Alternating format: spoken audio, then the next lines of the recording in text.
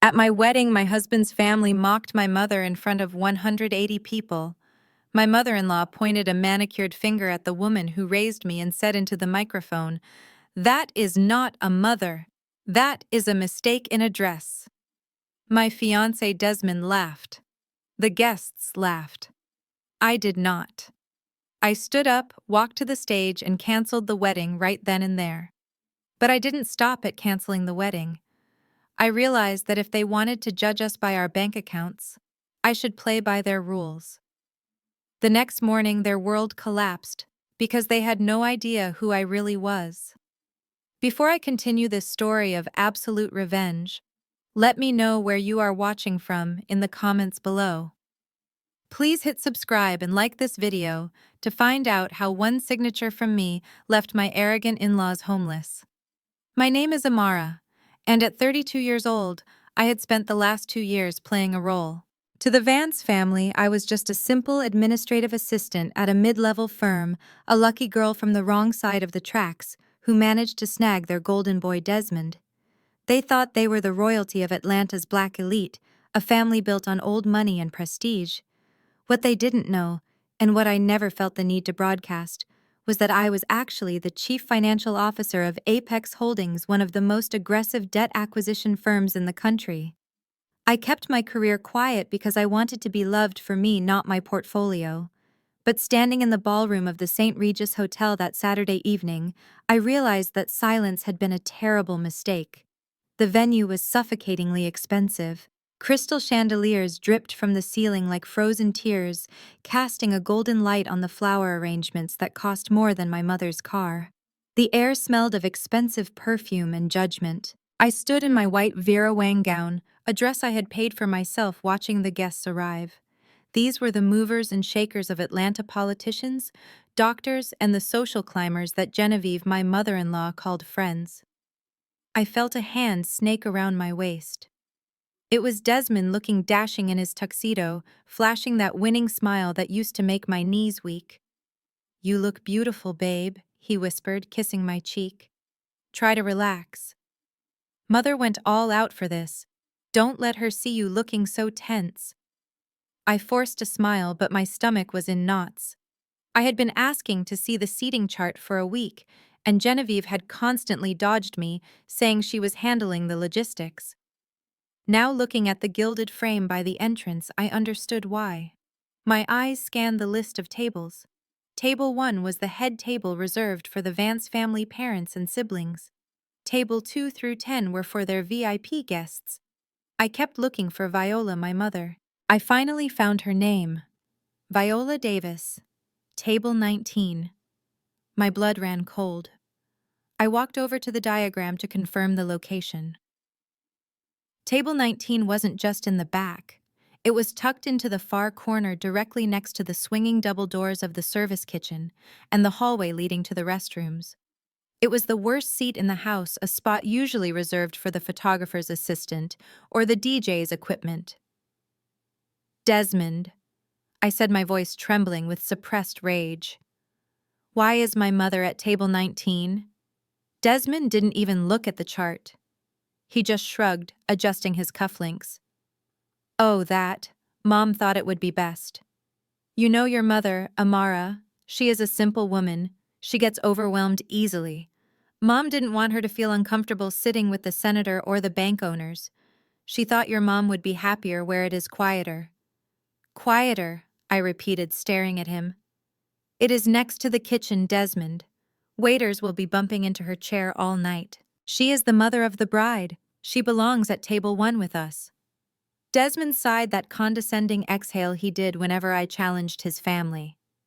"Babe, drop it. The chart is printed. We can't move people around now. Besides, look at her." He gestured toward the corner.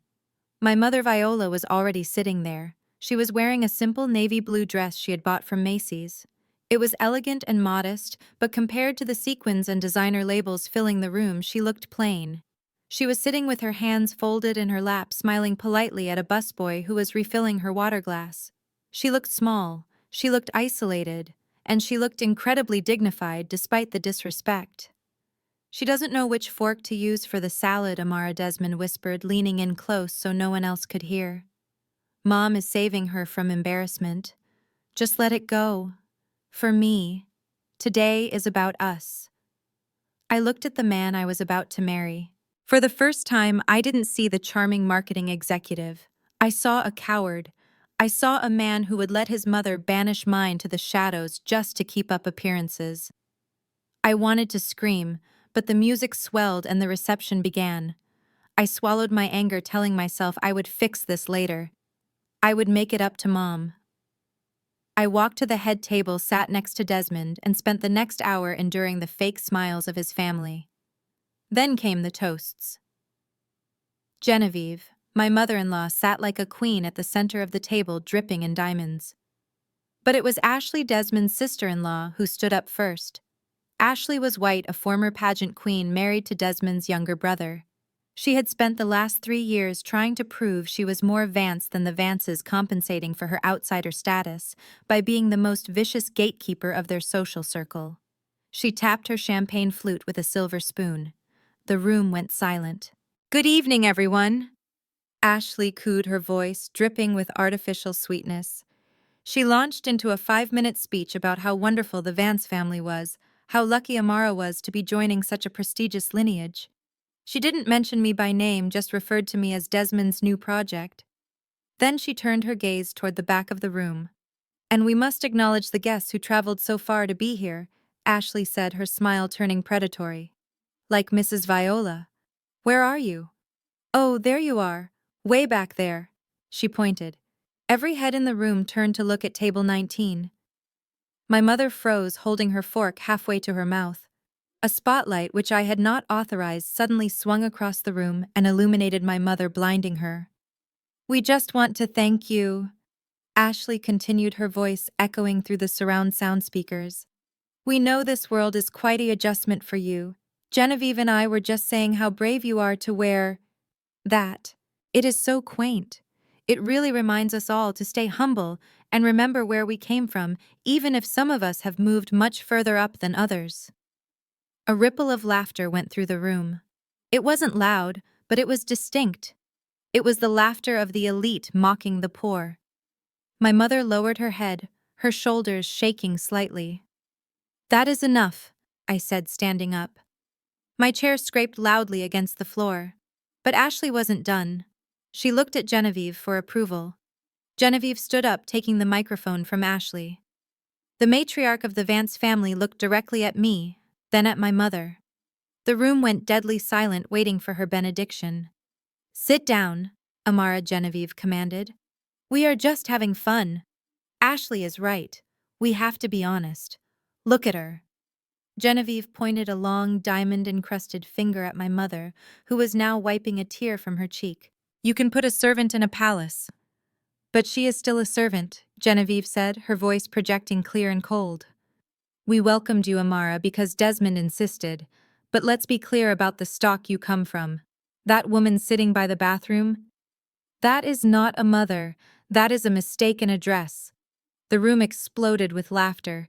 It was a roar of cruelty. I looked down at Desmond. I waited for him to stand. I waited for him to defend the woman who had paid for my college tuition by scrubbing floors. I waited for him to be a man. Desmond covered his mouth with his napkin to hide it, but I saw his shoulders shaking. He was chuckling. He was laughing along with them. He looked up at me, eyes watering from mirth, and tugged on my hand. "Sit down, babe," he wheezed. "It was a pretty good line. Don't be so sensitive." Time stopped. The sound of the room faded into a dull roar. I looked at Desmond's hand on my wrist, the expensive watch I had bought him for his birthday gleaming under the lights. I looked at Genevieve, smug and triumphant. I looked at Ashley, smirking behind her champagne glass. And then I looked at my mother, the strongest woman I knew, being reduced to a punchline by people who were drowning in debt they tried desperately to hide. Something inside me snapped. It wasn't a break, it was a realignment. The administrative assistant died in that chair. The CFO took over. I pulled my hand away from Desmond's grip. I didn't scream. I didn't cry. I simply walked around the table, my white dress flowing behind me like a shroud. I walked up the stairs to the small stage where the band was set up. I took the microphone from Genevieve's hand. She looked surprised, but she didn't let go immediately. I ripped it from her grip with a force that made her stumble back in her heels. The feedback from the speakers screeched, silencing the laughter instantly. I stood center stage looking out at the 180 faces of Atlanta's high society. I saw the confusion ripple through them. I looked down at Desmond, whose smile was fading into a frown of annoyance.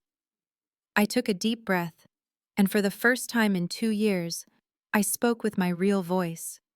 The voice that commanded boardrooms and terrified debtors. "Thank you, Genevieve, for that clarification," I said, my voice steady and cold as ice. "You are right. Mistakes were made today. But the biggest mistake wasn't my mother's dress. It was assuming that I was the one lucky to be here." I turned to look directly at Desmond. "Desmond," I continued, "you just laughed at my mother. You let your family humiliate her. You think you are sitting at the head table because you are special. But let me tell you something about mistakes. A mistake is thinking you can marry a woman, insult her blood, and expect her to pay the bill." I reached into the bodice of my wedding dress and pulled out my phone. "The wedding is off," I announced. "And since this is no longer a wedding reception, it is just a party that I am no longer hosting." Genevieve lunged forward, her face turning purple. "You ungrateful little brat, you will not ruin this day. You will sit down and apologize, or you will be nothing in this town." I looked at her, and then I looked at the banquet manager standing in the wings, looking terrified. "Manager," I called out, "bring me the bill. The full bill for this entire event. Right now!" The room gasped. Genevieve froze. Desmond stood up, looking pale. "Amara, what are you doing?" he hissed. "Stop this drama." "Oh, the drama hasn't even started," I replied, my eyes locking on his. "I am just balancing the books. And Desmond? You are about to be in the red." The silence in the St. Regis ballroom was heavy enough to crush bones. The laughter that had filled the room only seconds ago had evaporated, replaced by a tension so thick it felt like the air had been sucked out of the space. I stood center stage, the microphone heavy in my hand, looking down at the people who had spent the last 2 years making me feel small. They were not laughing anymore. Desmond was staring at me with his mouth slightly open, a piece of lobster tail still poised on his fork, looking like a fish gasping for air. Genevieve had turned a shade of pale that clashed horribly with her emerald necklace. I took a breath, letting the adrenaline settle into a cold, hard resolve. I looked out at the sea of faces, the senators, the bankers, the socialites who had just chuckled at my mother's expense. "Ladies and gentlemen," I said, my voice projecting clearly without a tremor, "I apologize for the interruption of your dinner. I know you were promised a show tonight. You were promised a wedding, a union of two families, a celebration of love. But as Genevieve so helpfully pointed out, mistakes were made. And the biggest mistake was assuming that I would marry into a family that mistakes cruelty for comedy." Desmond finally found his voice. He stood up, knocking his chair over. "Amara, get down from there right now. You are making a scene. You are embarrassing yourself." "No, Desmond," I corrected him. "I am saving myself. There will be no wedding. There will be no vows. This relationship is terminated effective immediately." A gasp rippled through the crowd. I saw guests reaching for their phones, eager to record the collapse of the social event of the season. And to the Vance family, I continued, turning my gaze to the head table. "You treated me like a charity case. You treated my mother like a prop for your amusement. You called this wedding a merger. Well, I have done my due diligence and I am pulling out of the deal. You are not a dynasty. You are a hollow circus, and I am tired of being the clown." That broke the dam. Genevieve let out a shriek that sounded more animal than human. She hiked up her designer gown and stormed up the stairs to the stage. She moved faster than I expected for a woman in 6-inch heels, her face twisted into a mask of pure fury. "You ungrateful little gutter rat," she screamed, raising her hand high. She swung at me with everything she had. It was a slap meant to assert dominance, a slap meant to put the servant back in her place. But she forgot one thing. I was not the timid administrative assistant she thought she knew. I was a woman who had fought for every inch of ground I stood on. I caught her wrist in midair. The sound of my hand stopping hers was a sharp crack that echoed through the microphone I was still holding.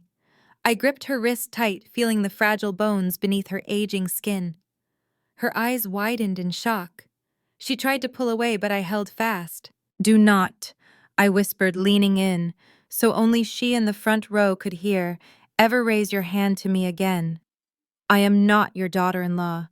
I am not your subordinate. I am the stranger who knows exactly how much debt you are drowning in." I shoved her hand away and she stumbled back, catching herself on the podium. She looked at me with genuine fear for the first time. "You are crazy," she hissed. "Get out! Get out of my sight!" "Gladly," I said. "But there is one small administrative detail we need to handle first." I motioned to the side of the stage. Mr. Henderson, the hotel's banquet manager, stepped into the light. He looked terrified, clutching a leather folio to his chest. He had been hovering there waiting for my signal. He knew what was coming. "Mr. Henderson," I said, my voice returning to professional detachment, "please explain to Mrs. Vance the current status of the bill for this evening." The poor man cleared his throat, adjusting his glasses. Yes. Well, per the contract, the total cost for the ballroom rental, the 5-course dinner for 180 guests, the open bar and the floral arrangements comes to $212,450. Genevieve straightened her dress, trying to regain her composure. "So what?" "Send the bill to the Vance Media Group offices. My husband will have his accountant handle it on Monday. We have credit here." "Actually, Mrs. Vance," Mr. Henderson said, his voice shaking, "we attempted to run the pre-authorization on the company card provided by your husband earlier today. It was declined. We tried again an hour ago. Declined. We cannot bill a company that has a credit hold." The room went deadly quiet. I watched Desmond's father, a man who usually sat in silence letting his wife run the show, bury his face in his hands. "That is ridiculous," Genevieve scoffed, though her voice wavered. "It is a banking error." Amara put down the deposit. "Just charge the rest to the card on file." I smiled. It was the smile of a wolf. "Ah, yes," I said. "The card on file. My card." I reached into my purse, which I had placed on the podium, and pulled out my wallet. I extracted the black metal card. The American Express Centurion. The heavy clink it made as I tapped it against the microphone was unmistakable. "You see, Genevieve," I said. "I was happy to front the cost when I thought I was joining a family. I thought we were partners. But since I am just a mistake in a dress, and since my mother is not worthy of eating the food I paid for, I think it is only fair that you cover your own expenses." I turned to Mr. Henderson. "I am revoking authorization for this card immediately," I stated clearly. "I am not paying for this event. As of this moment, the contract is voided due to breach of trust." Mr. Henderson nodded, turning to Genevieve. "Ma'am, without a valid form of payment, I am afraid we have a problem. Hotel policy dictates that for a bill of this size, if the primary payer withdraws, the party must be terminated immediately, and the police must be notified of theft of services unless payment is rendered now." "Police," Desmond choked out, finally stepping forward. "You cannot be serious. Amara, stop this.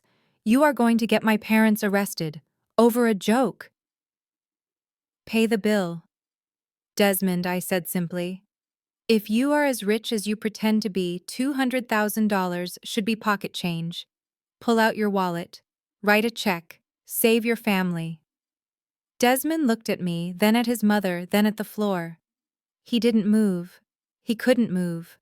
I knew for a fact that his personal checking account had less than $5,000 in it. I knew because I had seen his bank statements when he left them on my kitchen counter. "That is what I thought," I said. I dropped the microphone. It hit the floor with a thud that felt like a gavel banging in a courtroom. I walked down the stairs, past a trembling Genevieve, past a horrified Ashley, and straight toward the back of the room. The crowd parted for me like the Red Sea. I didn't look at anyone. My eyes were fixed on one point. Table 19. My mother was standing up. She hadn't eaten a bite. She looked at me, her eyes wide, but she wasn't crying anymore. She looked proud. "Let's go, Mom," I said, offering her my arm. "I know a place that serves better food than this, and they won't make you sit by the bathroom." Viola took my arm, holding her head high. As we walked toward the exit, the chaos erupted behind us. I heard Genevieve screaming at the manager. I heard Desmond shouting my name. I heard guests muttering and chairs scraping as people scrambled to leave before they got stuck with the tab. We pushed through the heavy double doors into the cool night air of the valet stand. The valet saw me coming and sprinted to get my car. As I waited, I heard a sound in the distance. It started low and grew louder, cutting through the humid Atlanta night. Sirens. Blue and red lights began to flicker against the glass facade of the St. Regis. The hotel manager hadn't been bluffing. He had called the police. My mother looked at me as the valet pulled up in my Mercedes. "Amara," she said softly. "What did you just do?" I opened the door for her and smiled a genuine smile this time. "I just balanced the ledger, Mom," I said. As we drove away, I looked in the rearview mirror. I saw 3 police cruisers screeching to a halt in front of the hotel entrance. Officers were running inside. The world of the Vance family was beginning to burn, and I didn't feel a shred of guilt. I only felt the engine purring beneath me, driving us toward the truth. But they had no idea that the wedding bill was just the appetizer. Tomorrow I was going to serve the main course. The drive from the St. Regis Hotel to my real home was quiet. My mother sat in the passenger seat of my Mercedes S-Class, clutching her purse like a lifeline. She watched the city lights of Buckhead blur past her brow, furrowed in confusion. She knew I had a job. She knew I paid my bills. But she, like the Vance family, thought I lived in a modest 2-bedroom apartment near the airport. That was the address I used for mail. That was the address Desmond had picked me up from for our dates. It was a rental I kept solely to maintain the illusion of being a struggling middle-class administrative assistant. But tonight, the illusion was dead. I drove past the exit for the airport and merged onto the private access road for the Sovereign, the tallest and most exclusive residential tower in Atlanta. "Amara," my mother whispered, her voice trembling slightly. "Where are we going?" "This is the Sovereign. Only movie stars and tech billionaires live here." I didn't answer immediately. I pulled up to the security gate. The cameras scanned my license plate, and the heavy iron gates swung open silently. The valet, who knew me as Ms. Hill, not Mrs. Vance, opened my door before the engine even stopped. "Welcome home, Ms. Hill," he said, ignoring my wedding dress with the professional discretion of someone used to seeing everything. I took my mother's hand and led her through the marble lobby to the private elevator. I pressed my thumb against the biometric scanner. The panel glowed green and the doors slid open. As we ascended to the 45th floor, I looked at my mother's reflection in the mirrored walls. She looked tired, small, and defeated. I hated Genevieve Vance for making her feel that way. The elevator opened directly into my living room. Floor-to-ceiling windows offered a panoramic view of the entire city. The lights of Atlanta stretched out like a sea of diamonds below us. The apartment was modern, stark, and expensive. A $10,000 Italian sofa sat on a Persian rug that cost more than Desmond's car. Modern art pieces that I had collected over 5 years of ruthless trading hung on the walls. My mother stepped out, her heels clicking on the polished concrete floors. She spun around slowly, her mouth agape. "Amara," she gasped. "How you told me you were an admin manager? You said you made $45,000 a year." I walked over to the wet bar and poured 2 glasses of aged scotch. My hands were steady now. The shaking from the adrenaline at the hotel had passed, replaced by a cold, calculating focus. "I lied, Mom," I said, handing her a glass. "I am an admin manager on my LinkedIn profile. But in reality, I am the Chief Financial Officer of Apex Holdings." My mother took the glass, staring at me as if I were a stranger. Apex Holdings, the investment firm. The vulture firm, I corrected her. We buy distressed debt. We buy companies that are failing, strip them down, and sell the parts. Or if they are lucky, we restructure them and own them forever. I am not just an employee, Mom. I own 15% of the firm. I took a long sip of the scotch, feeling the burn settle in my chest.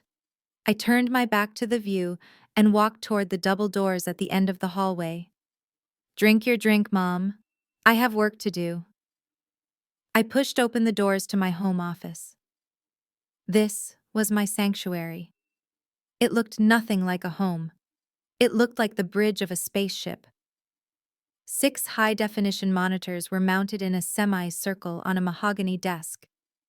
A dedicated server rack hummed softly in the corner. This was where I made my money. This was where I hunted.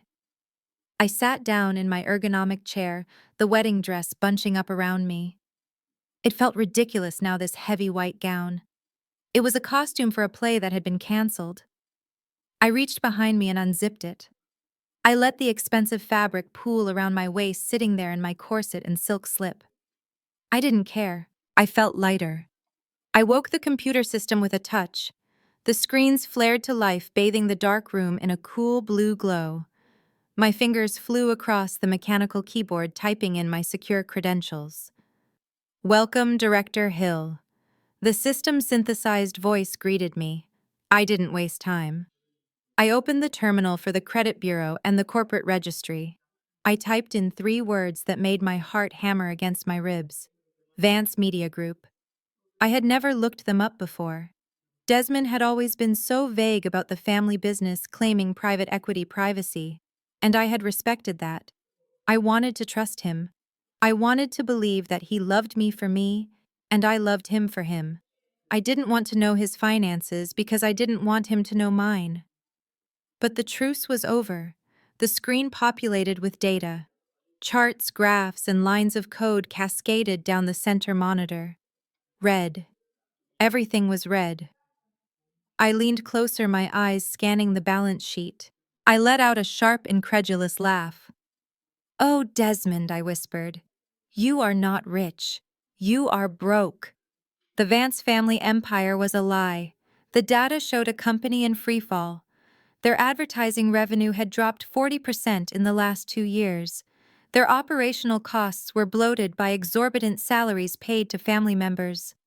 Desmond, Genevieve, his brother, even Ashley. They were bleeding cash. I scrolled down to their liabilities. They had maxed out every corporate line of credit. They had mortgaged the family estate. They had even taken out high-interest loans against their future receivables. And then I saw the reason for the wedding. There was a note in the file about a pending bridge loan from a conservative family trust in Savannah. The loan was for $5 million, just enough to keep them afloat for another year. The condition for the loan was stability. The trustees wanted to see Desmond, the heir apparent, settled down with a respectable wife to ensure the company's legacy. I wasn't a bride to them. I was collateral. They needed a wedding photo to secure a loan.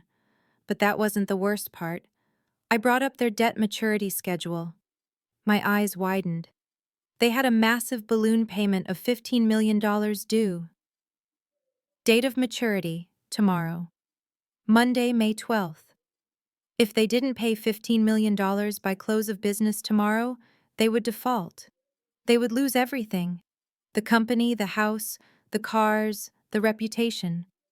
I checked who held the debt. Originally, it was a consortium of regional banks. But banks get nervous when they see a sinking ship. They sell the bad debt to get it off their books. They sell it to risk takers. They sell it to sharks. I typed in a query to see who had purchased the Vance Media debt package last week. The system processed for a moment, the loading circle spinning. Current note. Holder, North Star Ventures, LLC. I froze. A slow, dangerous smile spread across my face. North Star Ventures was a shell company, a holding entity used for aggressive acquisitions. I opened a new window and logged into the Apex Holdings internal asset database. I searched for North Star Ventures, parent company Apex Holdings, portfolio manager Amara Hill. I sat back in my chair, the realization washing over me like a tidal wave of pure power. The laughter from the banquet hall seemed a million miles away now. Genevieve's slap, Ashley's sneer, Desmond's betrayal. It all shrank in the face of what was on the screen. My firm had bought their debt 3 days ago. The paperwork had crossed my desk for approval, but I had been so busy with wedding prep that I had just rubber-stamped it without looking at the name of the debtor. I owned them. I didn't just have their credit card bill, I held the mortgage on their entire existence. As the CFO of the parent company, I had the sole authority to call in the debt or grant an extension. I looked at the clock. It was midnight. In 9 hours, the markets would open. In 9 hours, Desmond would walk into a meeting expecting to charm a new investor. I picked up my phone and dialed my assistant Marcus. He answered on the first ring despite the late hour. Ms. Hill. Is everything okay? I thought you were on your honeymoon. Change of plans. Marcus, I said, my voice crisp and commanding. I need you to prepare the boardroom for a hostile meeting at 9 sharp. And Marcus, print out the foreclosure notices for the Vance Media Group. Foreclosure. Marcus sounded confused. On a Monday morning? Yes, I said, looking at the red numbers on my screen that represented the destruction of my ex-fiancé's life. It is going to be a very busy week. I hung up the phone and looked at the reflection of the city in the window. My mother walked into the room holding the bottle of scotch. She looked at the screens, then at me. What is it, baby? She asked. Is it bad? I turned to her, my eyes gleaming with tears. I refused to shed, and a fire that would burn the Vances to the ground. No, Mom, I said softly. It isn't bad. It is perfect. The Vances owe $15 million to a company called North Star. And do you know who runs North Star? Mom shook her head. I do, I whispered. I stood up and walked to the window, looking out over the city that was about to witness a massacre. Genevieve called you a mistake, Mom. Tomorrow I am going to show her that I am not a mistake. I am the consequences. I turned away from the window where the city lights of Atlanta sprawled out like a map of conquered territory. My heart was still racing from the discovery of the debt, but as I looked back at my mother, the adrenaline shifted into a different kind of shock. I expected to see Viola broken. I expected to see the woman who had sat quietly at table 19, head bowed, accepting the crumbs of respect the Vance family deigned to throw her way. I prepared myself to comfort her, to explain that her daughter was powerful enough to fix this. But the woman sitting on my Italian leather sofa was not the woman who had walked out of the St. Regis. Mom stood up, her posture, usually hunched in a way that suggested a lifetime of hard labor and humility, suddenly straightened. She looked at me, and the timidness in her eyes was gone, replaced by a steeliness that sent a shiver down my spine. She reached up to her head, and with a casual motion that made my jaw drop, she pulled off the gray, frizzy wig she had been wearing all evening.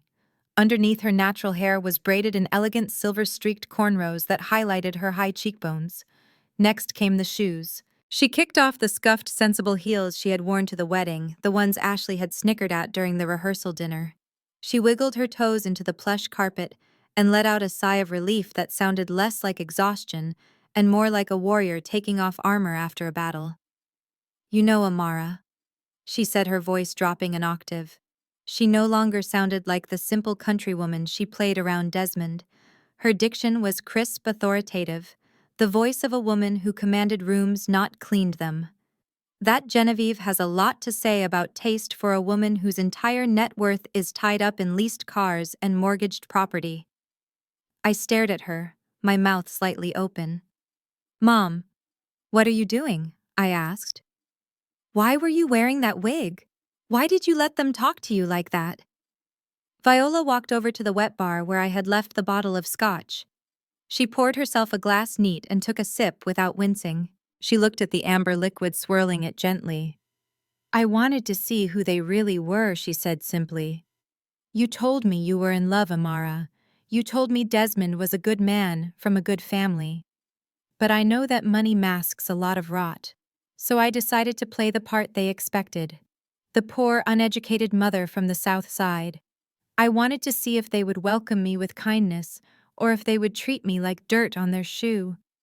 She took another sip and turned to look at me, her eyes flashing. They failed the test, Amara. Spectacularly. I sat down on the arm of the chair, my mind reeling. I knew my mother was strong. She had raised me alone after my father died. But I had always assumed our struggles were purely financial. I thought the money for my college had come from loans and double shifts at the grocery store. Mom, I said, who are you? Really? Viola smiled a slow, dangerous smile that mirrored the one I had worn just minutes ago when I looked at the Vance debt portfolio. I am the owner of Viola's Greens, she said. The room went silent. I blinked. Viola's Greens wasn't just a farm. It was the largest organic produce distributor in the Southeast. They supplied every Michelin-starred restaurant in Atlanta, every high-end hotel, and every organic grocery chain from Savannah to Nashville. It was a logistics empire. You own Viola's Greens, I whispered. But that company is worth millions. Tens of millions, she corrected me calmly. I started it 20 years ago with the insurance money from your father's accident. I kept my name off the billboards because I value my privacy. I wanted you to grow up understanding the value of work, not the entitlement of wealth. That is why I let you work for everything you have, Amara. And look at you now. You are a CFO. You built your own throne. She walked over to the window and looked out at the city, her silhouette framed against the night sky. The Vance family prides themselves on the quality of their restaurants, she mused. They brag about their farm-to-table freshness. They charge $50 for a salad because they claim they source the best ingredients. She turned back to me, her expression cold. And do you know who their exclusive supplier is? I felt the air leave my lungs. No. Yes, she said. They buy everything from me. 70% of their menu relies on my supply chain. Their bridge loan, the one you saw in your file, is contingent on them maintaining their quality rating. Without my produce, their kitchens stop by Tuesday. Their reputation dies by Wednesday. She reached into her purse, not the battered one she had carried into the wedding, but a sleek phone case I hadn't noticed before, and pulled out a smartphone. It wasn't an old prepaid model. It was the latest iPhone. She tapped the screen, finding a contact saved as distribution manager. She put the phone to her ear, her eyes never leaving mine. Richard, it is Viola, she said into the phone. Her voice was pure command. I am invoking the morality clause in our contract with the Vance Media Group and their restaurant subsidiaries. Yes, effective immediately. She paused, listening to the voice on the other end. I do not care about the penalty fees, Richard. I want every truck scheduled for delivery to their locations tomorrow morning rerouted to the food banks. Do not deliver a single head of lettuce. Do not deliver a single tomato. If they call, tell them the owner has decided that their business practices do not align with our values. Tell them the owner is a mistake in address. She hung up the phone and tossed it onto the sofa cushions. The sound was soft, but the impact was nuclear. She looked at me, and for the first time that night, I saw the mother I knew blend perfectly with the titan of industry standing before me. They mocked my clothes, Amara, she said softly. So I will strip them of their livelihood. They thought I was empty-handed. They did not know I was holding the keys to their pantry. I walked over and hugged her.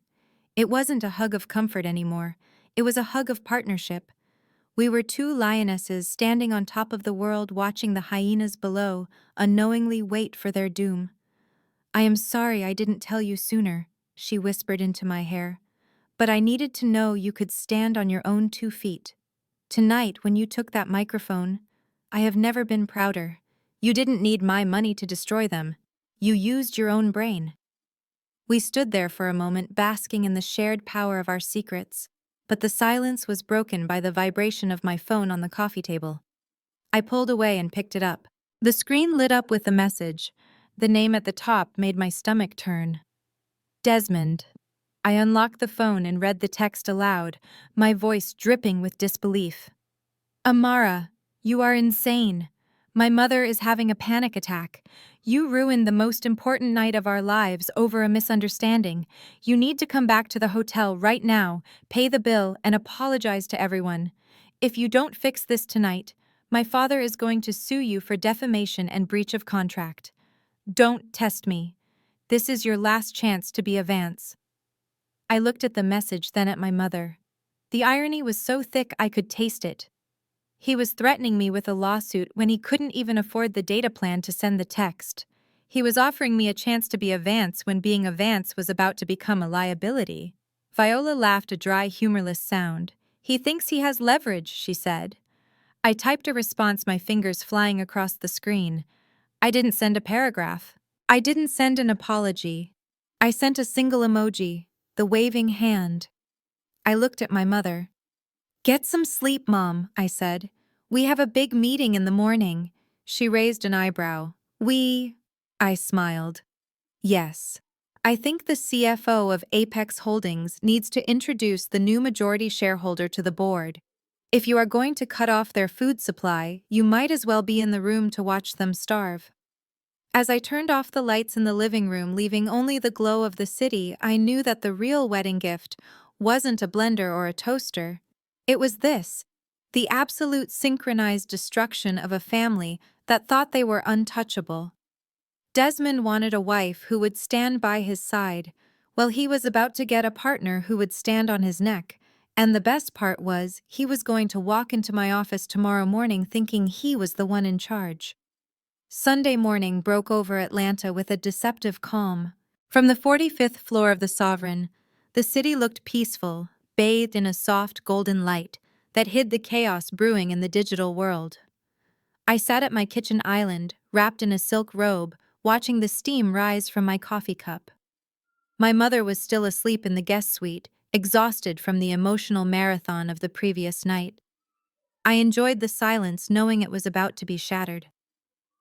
I picked up my personal phone, not the encrypted work device I used for Apex Holdings, but the one Desmond and his family had the number for. I expected missed calls or angry texts. Instead, I saw notifications from every social media platform I had ever signed up for. Instagram, Twitter, TikTok, even LinkedIn. The numbers were staggering. Thousands of tags, millions of views. I unlocked the screen and opened TikTok. The first video on my For You page was familiar. Painfully familiar. It was a shaky recording clearly filmed by a guest at table 19, or perhaps a waiter who had seen enough entitlement to last a lifetime. The caption read simply, "The moment the Vances lost their minds." I pressed play. On the small screen, I watched Ashley holding the microphone, her face twisted in that sneering, superior smile. I heard her voice, tinny but distinct, mocking my mother's dress. I saw the spotlight hit Mom. And then I heard Genevieve. The audio was crisp. That is not a mother. That is a mistake in a dress. The video cut to my reaction, me storming the stage, and ended right as I slapped the microphone out of Genevieve's hand. It had 12 million views. I scrolled to the comments. If the Vances thought their social status would protect them, they had severely underestimated the internet. The comment section was a war zone, and the Vances were the casualties. People were dissecting every frame. They identified Ashley immediately. The internet detectives had found her modeling portfolio, her defunct blog, and her husband's business profile within hours. The sentiment was unanimous and furious. The hashtag racist wedding was trending #1 in the United States. The outrage was focused specifically on Ashley. Commenters were pointing out the visceral cruelty of a young white woman publicly humiliating a black elder in a room full of the city's black elite. They were calling out the colonial mindset, the audacity, the sheer lack of home training. Brands that Ashley had partnered with as a micro-influencer were already being tagged with thousands of users demanding they drop her. One comment with 50,000 likes read, "Ashley Vance really thought she could come into our house and disrespect a matriarch like that. Watch her world burn." I took a sip of my coffee, feeling a cold satisfaction settle in my chest. I had not leaked the video. I did not have to. The Vances had performed their cruelty on a stage, forgetting that in the modern world, everyone is a broadcaster. They had handed the public the weapon to destroy them. But as I refreshed the feed, the narrative shifted. A notification popped up that the official Vance Media Group page was live. I tapped the notification. The screen filled with the interior of the Vance family living room. They had clearly staged the scene with the precision of a political crisis team. Genevieve was sitting on the beige sofa, wearing a modest cardigan that looked nothing like the flashy designer gear she usually flaunted. She held a tissue in her hand. Desmond sat next to her, looking solemn and heartbroken. Ashley was there too, red-eyed and clinging to her husband, looking like a frightened child rather than the predator she had been the night before. "Thank you all for tuning in." Desmond began, his voice trembling with an emotion I knew was fake. "We are devastated by the video circulating online. We want to tell our side of the story before the mob destroys a family legacy built on love and community." I leaned forward, resting my chin on my hand. This was going to be good. "The video you saw was taken out of context." Genevieve sobbed, dabbing at dry eyes. "Viola and I have a playful relationship. It was an inside joke. A bad joke, yes, but just banter between mothers. We love Amara. We welcomed her with open arms when she had nothing. Lies. Pure, unadulterated lies." Ashley spoke up next, her voice wavering. "I would never disrespect anyone based on race or class. I love this family. But what the video does not show is what Amara did to us. She has been planning this for months. She is a con artist." I raised an eyebrow. "A con artist?" That was a bold angle. "She lied to my brother." Ashley continued, gaining confidence as she spun the web. "She told him she was a poor admin assistant. She made him pay for everything for 2 years. She used us for our status, for our connections. And when we found out she was actually hiding money, hiding a secret life, she staged this blow-up to avoid signing the prenuptial agreement. She is a gold digger who got caught, and now she is trying to destroy us to cover her tracks." Desmond looked into the camera, his eyes pleading. "Amara, if you are watching this, please. We forgive you. Just come back. Stop this smear campaign. We know you hired people to film that. We know you want to ruin us because we asked for a prenup. But we are a family. We can work this out." The live stream exploded with hearts and supportive comments from their remaining loyalist people who were too blind to see the manipulation. They were painting themselves as the victims of an unstable, greedy woman. They were using the oldest trick in the book. Darvo. Deny, attack, and reverse victim and offender. They were banking on the fact that no one knew who I really was.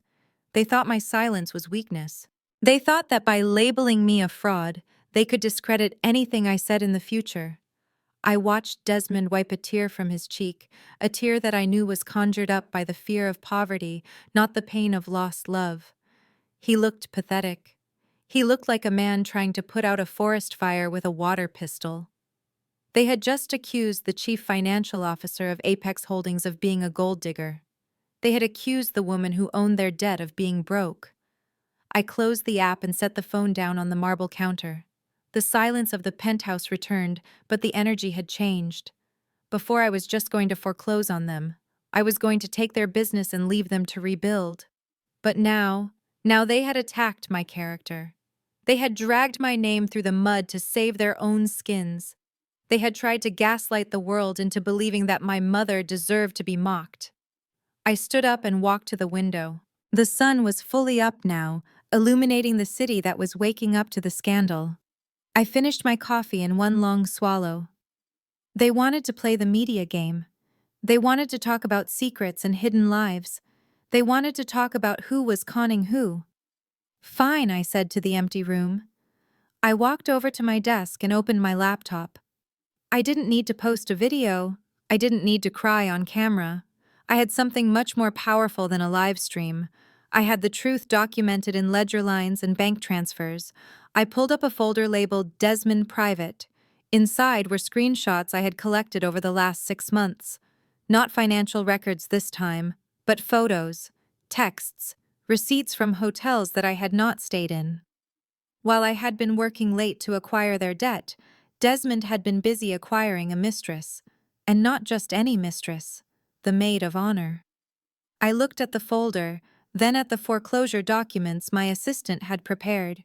"You want a crisis, Desmond," I whispered, dragging the files into an email addressed to the editor of the Atlanta Shade Room. "I will give you a catastrophe." The strategic silence I maintained was driving them insane. I could see it in the frantic way they refreshed their social media feeds, waiting for me to post a crying apology or a defensive rant.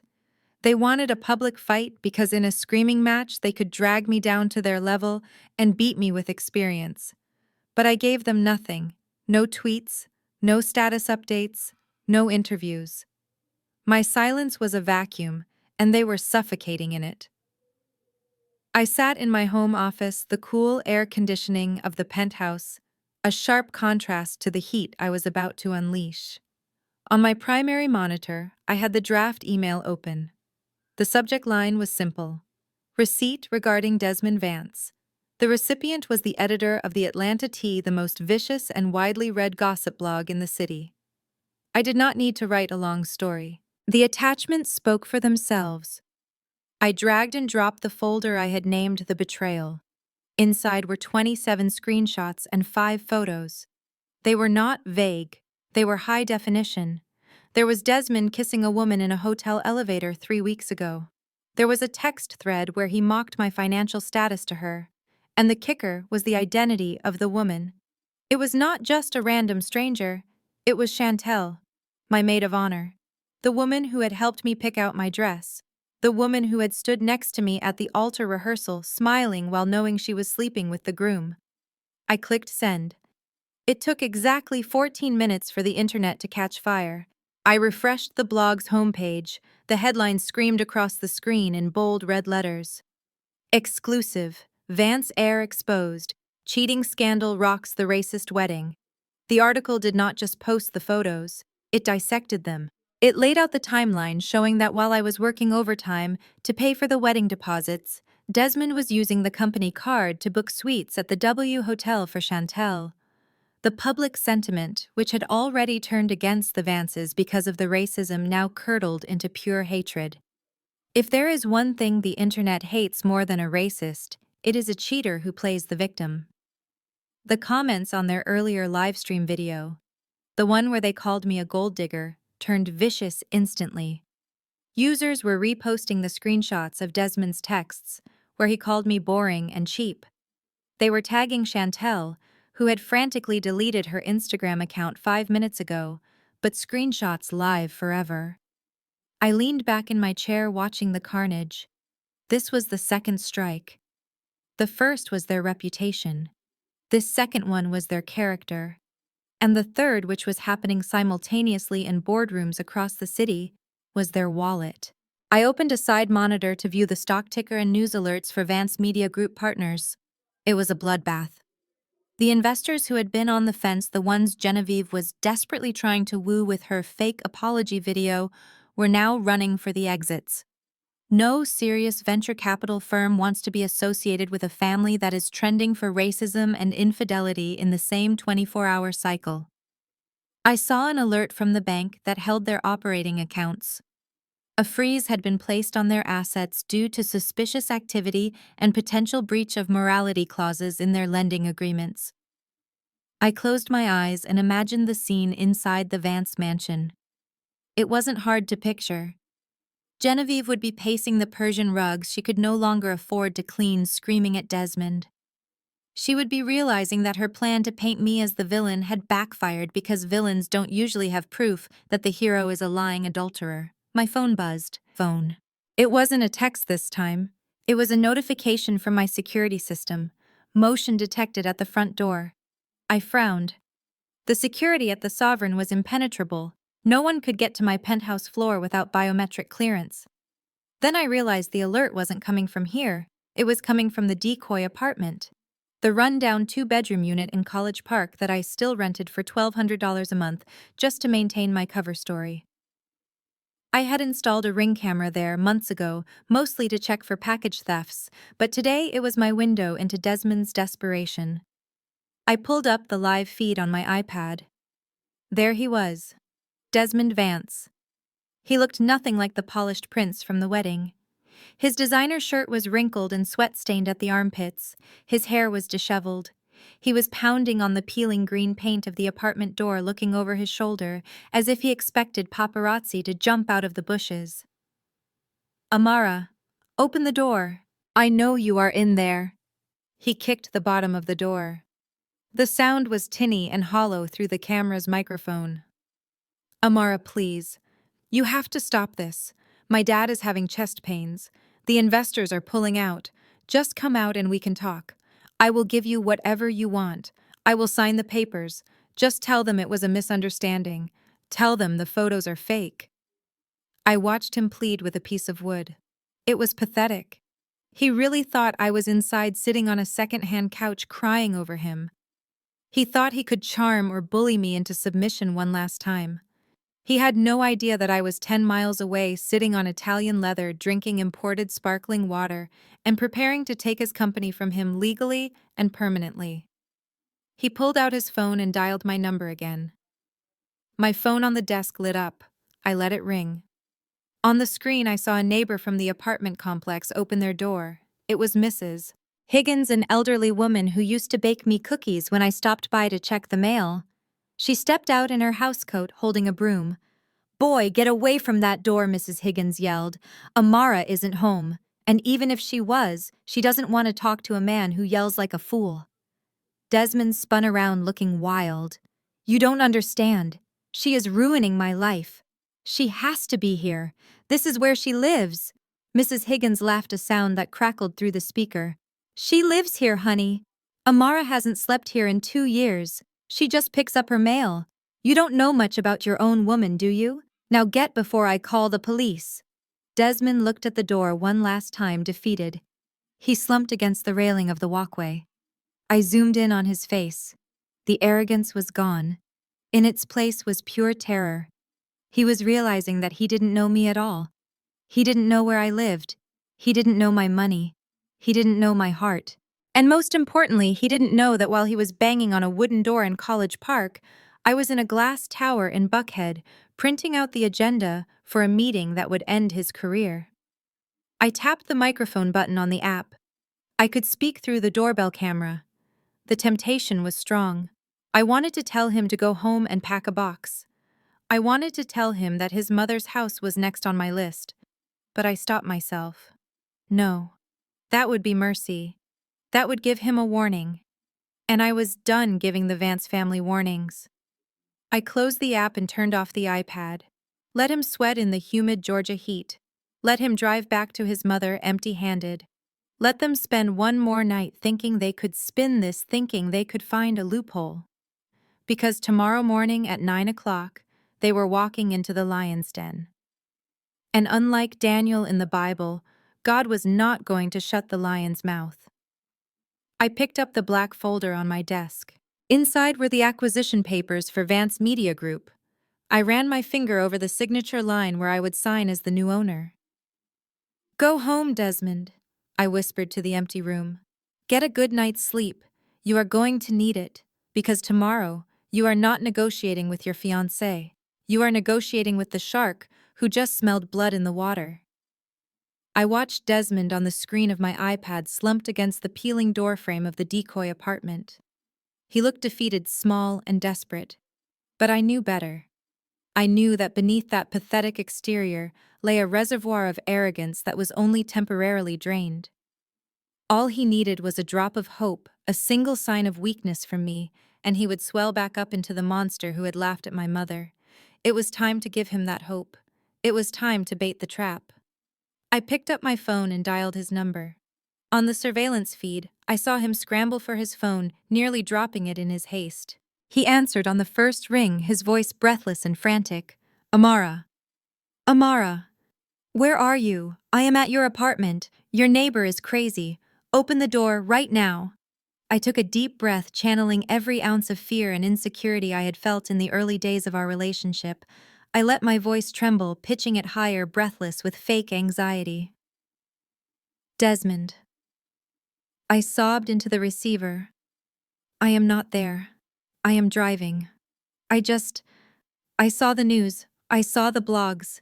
It is too much. I cannot take it anymore. My mother is crying. Everyone hates us. I just want it to stop. I watched his posture change instantly on the screen. He straightened up. He brushed the dirt off his sleeve. The desperation evaporated, replaced by the familiar sneer of control. He thought he had won. He thought I had broken. Stop crying, Amara, he snapped, his voice dropping into that condescending tone he used when he explained wine lists to me. You brought this on yourself. You acted like a child, and now you are paying the price. But because I am a good man, because I still care about you despite everything, I am willing to help you fix this. I bit my lip to keep from laughing. He was willing to help me. He was drowning, and he thought he was the lifeguard. Please, Desmond, I whined. I have the money. I have the savings I put aside for a house. It is exactly $200,000. I just want to pay the hotel and make the internet stop attacking me. Can we just meet? Can we just go back to how it was? Desmond laughed, a short, sharp bark of triumph. We can't go back, Amara. You humiliated my mother. But if you pay the debt and issue a public apology, maybe, just maybe, I can convince my parents not to sue you into oblivion. I am willing to give you that chance.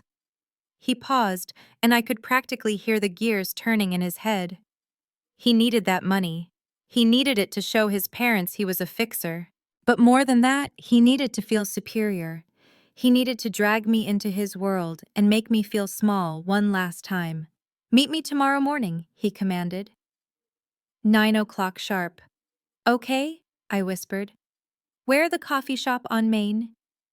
No, he scoffed. I don't have time for coffee shops. I have big business to handle tomorrow. Real business. Meet me at the headquarters of Apex Holdings in Buckhead. I froze. My hand gripped the phone tighter. Apex Holdings. My building. My kingdom. Why Apex? I asked, my confusion genuine this time. Why would he choose the one place on earth where I was a god? Desmond's voice swelled with self-importance. Because, Amara, unlike you, I have a company to run. I have a meeting at Apex at 9:30 with a major investment firm called North Star Ventures. They are looking to acquire our debt and inject new capital. They recognize the value of the Vance brand, even if you don't. I am going to close a multi-million-dollar deal that will save my family's empire. I closed my eyes, savoring the delicious irony. He was meeting North Star. He was meeting me. He just didn't know it yet. He thought he was walking into a rescue mission. He had no idea he was walking into his own funeral. So meet me in the lobby at 9, he continued. Bring the cashier's check and dress appropriately, Amara. This is a billion-dollar office. Try not to look like your mother. The rage flared in my chest, hot and blinding, but I pushed it down. I converted it into fuel. Okay, Desmond, I said, my voice barely a whisper. I will be there. I will bring the money, and I will be dressed to kill. Good girl, he said. Don't be late.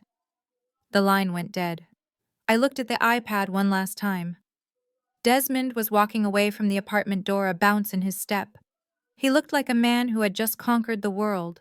He was dialing his mother, probably to tell her that he had brought the stray dog to heel. I set the phone down on the cold marble counter of my kitchen. The performance was over. The trembling victim was gone. I stood up and walked into my home office where the lights of the server rack blinked in the darkness. I pressed the intercom button on my desk phone. Marcus, I said. My assistant answered immediately. Yes, Ms. Hill is the schedule for tomorrow's set. Yes, ma'am, Marcus replied. The representatives from the Vance Media Group are confirmed for 9:30 in the main boardroom. They believe they are meeting with a senior partner from North Star Ventures. Change the location. I said, my voice steady and cold. I don't want them in a meeting room. I want them in the executive boardroom. The glass one. The one with the view of the entire city. There was a pause. That room is usually reserved for the CEO, Ms. Hill. I know, I said. And make sure the blinds are open. I want the sun in their eyes. I want them to see everything. And Marcus, yes, Ms. Hill. Prepare the foreclosure documents. Have them printed on heavy bond paper and put them in a red folder. Red, ma'am. Yes, I said, looking at my reflection in the dark window. The reflection of a woman who was done hiding. Red for blood. Because tomorrow there is going to be a slaughter. I released the button and leaned back in my chair. Desmond wanted me to dress appropriately. He wanted me to fit in at $1 billion office. I smiled. I walked to my closet and pushed aside the modest cardigans and floral dresses I wore when I was playing the part of Amara the admin. I reached to the back where my real clothes lived. I pulled out a tailored Alexander McQueen suit in sharp electric blue. I pulled out my Louboutin heels, the ones with the spikes on the toes. I pulled out the diamond-encrusted watch that cost more than the Vance family's entire year of revenue. He wanted to show me what success looked like. He wanted to intimidate me with the grandeur of Apex Holdings. He was going to walk into my lobby stand on my marble floors and wait for me to arrive. He thought he was setting a trap. He thought he was luring a mouse with a piece of cheese.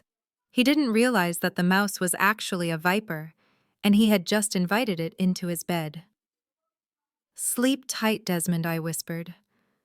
Enjoy your victory lap. Because when you wake up, you are going to find out that the woman you called a mistake is the one holding the eraser. And I am about to wipe you out. Monday morning arrived in Atlanta with a humidity that stuck to the skin, a heavy blanket of heat that foreshadowed the storm about to break over the Vance family legacy.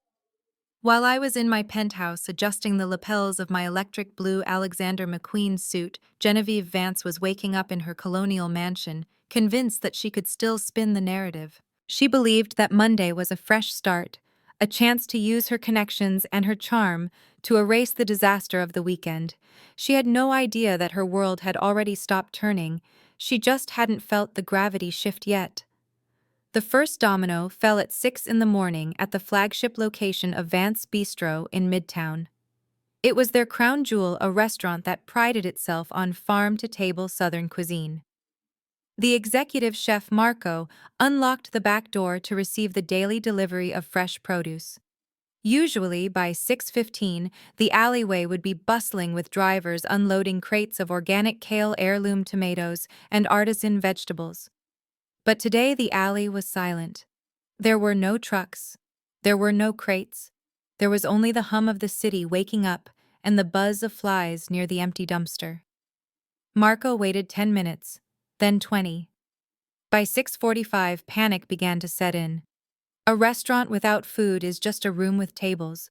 He picked up his phone and dialed the distribution center for Viola's Greens. He expected to hear the dispatcher's voice. Instead, he heard a sharp mechanical tone followed by a recording. The number you have dialed is not accepting calls from this line. He frowned and tried the emergency backup number. Same result. Blocked. Marco didn't call Desmond. He called the person he feared most. Genevieve. Genevieve was sitting at her vanity applying layers of foundation to hide the dark circles under her eyes when her phone rang. She saw the chef's name and swiped right, annoyed. Marco. Why are you calling me this early? I have a very important meeting with investors today. Do not bother me with menu changes. Mrs. Vance Marco's voice was tight with stress. There is no menu. The delivery didn't come. Viola's Greens ghosted us. The walk-in fridge is empty. We have 0 produce for the lunch rush. I have 60 reservations on the books for noon, and I cannot even make a side salad. Genevieve froze, her mascara wand hovering midair. What do you mean they didn't come? We have a contract, an exclusive contract. Call them back and scream at them. Tell them who we are." "I did," Marco replied. "They blocked our numbers. And Mrs. Vance. I called my contact at the other supplier, the one we use for dry goods. They said they received a memo this morning. All credit accounts for Vance Media Group subsidiaries are on hold pending a liquidity review.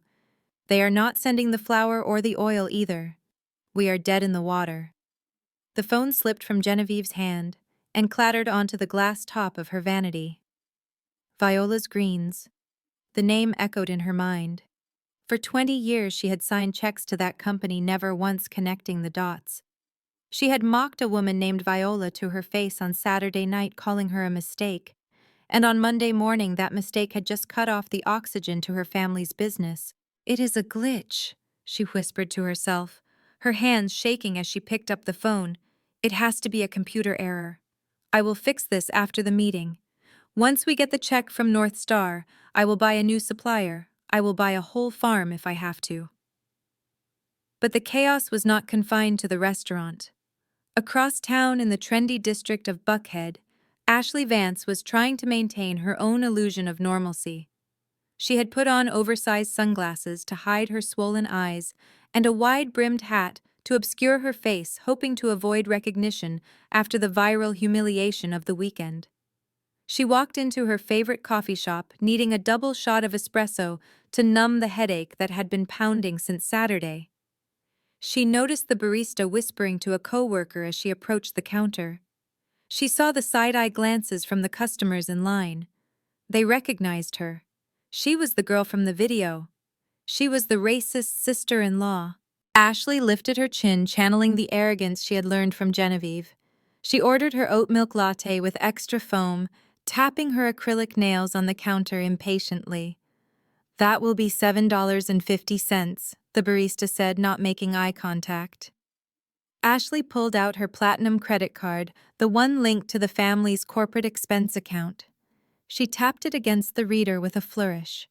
The machine beeped, a harsh, dissonant sound. Transaction declined. Ashley frowned. "Try it again. The chip is sensitive." The barista sighed a sound of pure exhaustion and tapped it again. Declined. "Contact issuer." The line behind Ashley began to murmur. Someone snickered.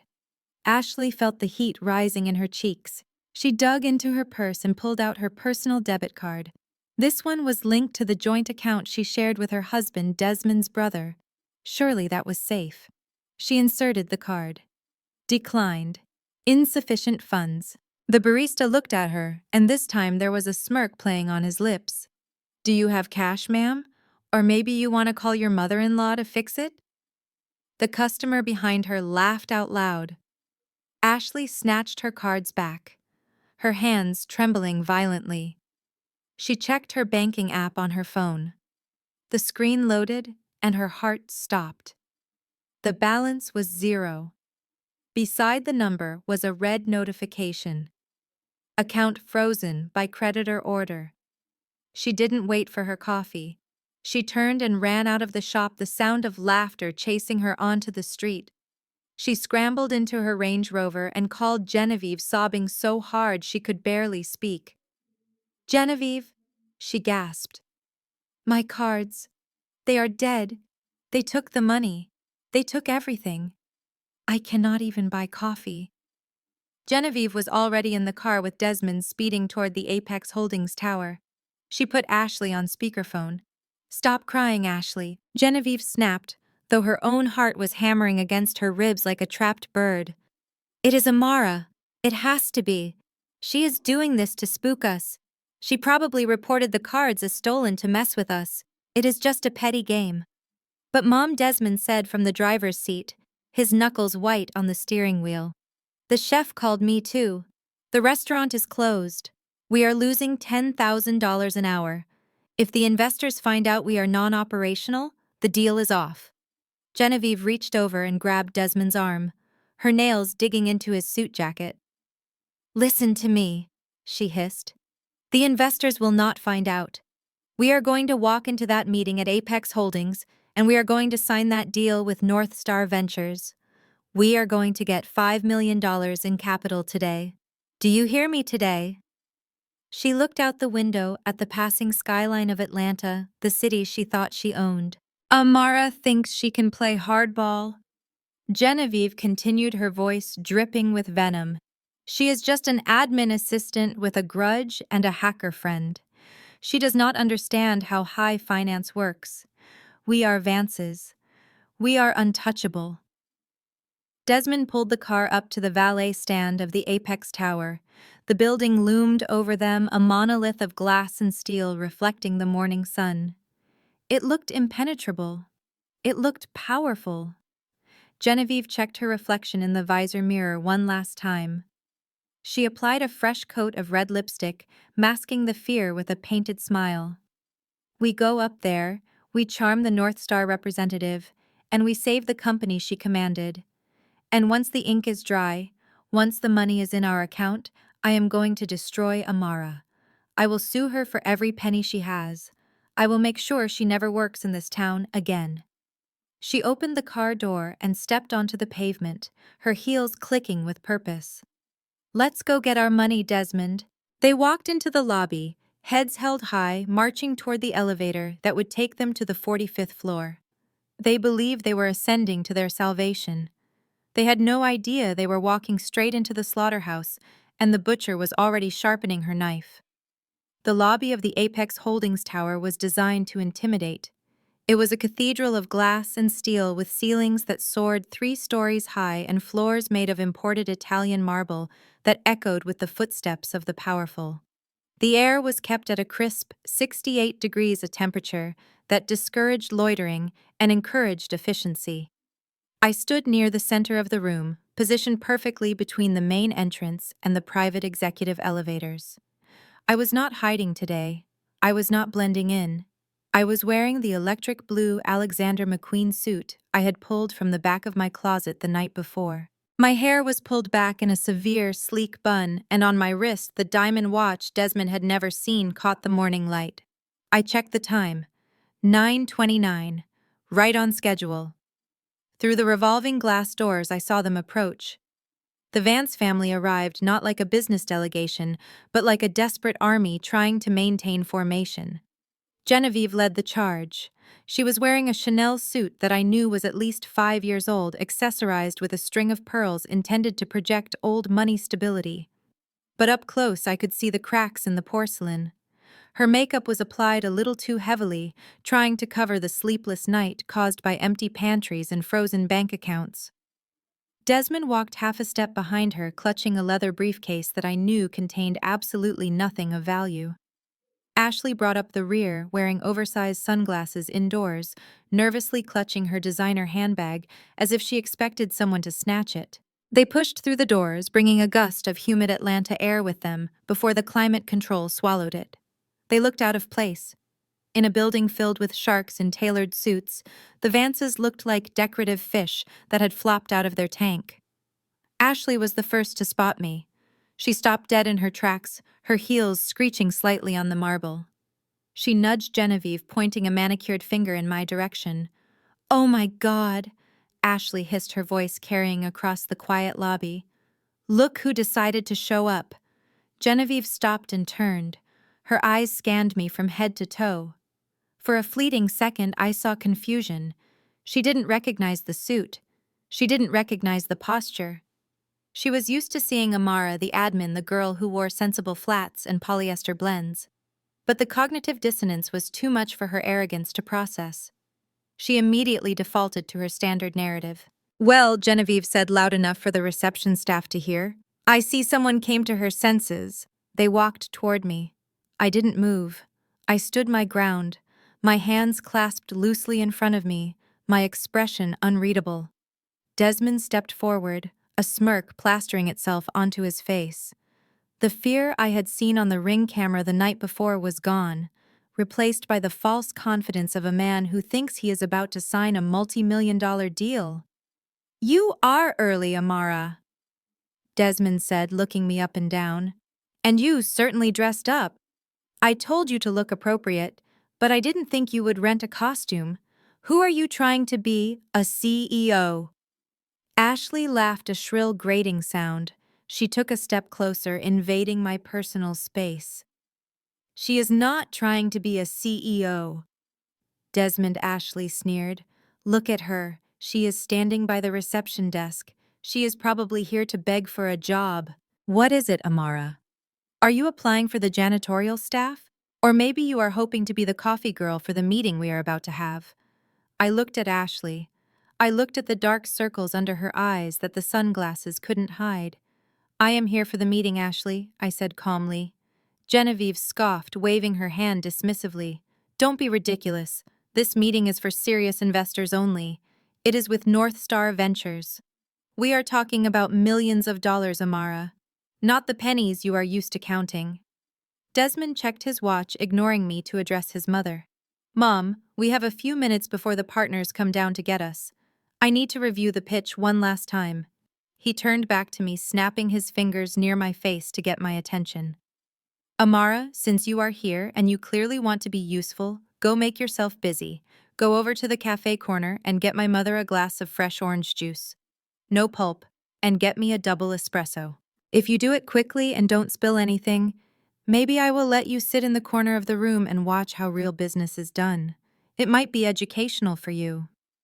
I stared at him. The audacity was breathtaking.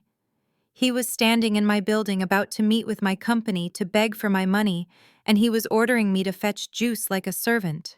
I didn't move. Did you hear me? Desmond asked, his voice hardening. I said get the juice. If you want us to forgive you for the stunt you pulled at the wedding, you need to start showing some humility. Now move.